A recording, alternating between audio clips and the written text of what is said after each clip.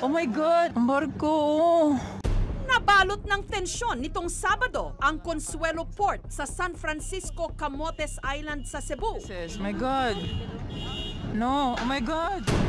Nung ang passenger cargo vessel MV Mika Mari 8 na galing ng Danao sa Cebu na may sakay na 149 na mga pasahero at 11 cargo trucks, tumagilid at nagbadyapang tumaob. Pigil hininga ang lahat sa pag-rescue ng isang bata at ang kanyang 2 buwang gulang na kapatid. Oh my God! May bata!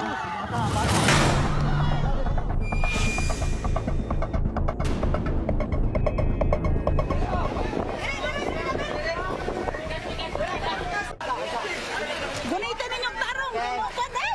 Dalian! Dewata dia. Gunit sleepy, gunit. Dapat. Pergi. Dong layat talang dong. Maya-maya pa. Patay!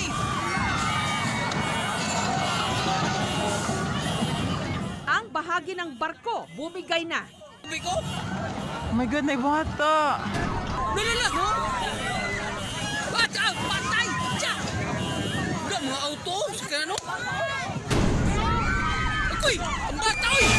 Buangaw. Bata. Kanya-kanyang hila ang mga tao sa cargo vessel para hindi ito tuluyang tumaob.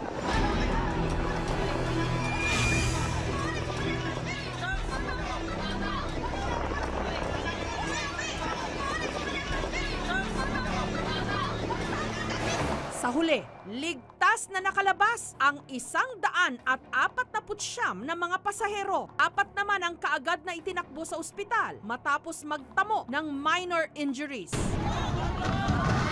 Ayon sa inisyal na investigasyon ng Coast Guard District Central Visayas, nawalan daw ng balanse ang MV Mika Mari 8 ng Jomalia Shipping Company habang ibinababa ang isang 10-wheeler truck na may kargang mahigit 800 sako ng simento.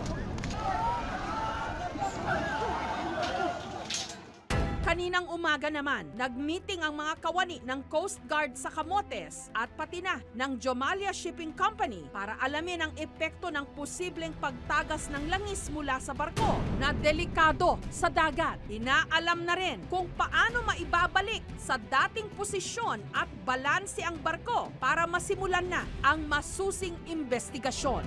Patay!